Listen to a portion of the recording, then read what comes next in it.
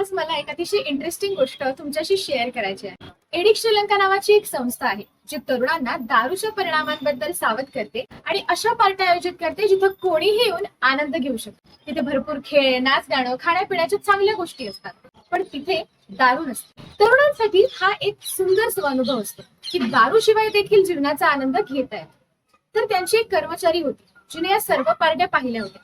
तिच्या गावात एक प्रथा होती की मुलीला पहिली मासिक पाळी आली की ती पूर्ण गावाला पार्टी देतात आणि त्या पार्टीमध्ये दारू महत्वाची असते. जेव्हा तिची मुलगी वयात आली तेव्हा ती म्हणाली, माझ्या मुलीच्या पार्टीत मी दारू देणार नाही. तर घरचे म्हणाले, अरे मग कोण येईल, लोक नावं ठेवतील. पण ती ठाम राहिली. तिने घरच्यांना आश्वस्त केलं की दारू विना पण धमाल पार्टी शक्य असते. लोक आले, मस्त नाचले, गायले, गेम्स खेळले, मजा केली आणि दुसऱ्या दिवशी गावात सर्वजण चर्चा करत होते, आपण खूप मजा केली आणि वरून मुलीच्या नावावर 50,000 रुपये फिक्स डिपॉझिट पण झाले, कारण दारूवर पैसे खर्च झाले नाही.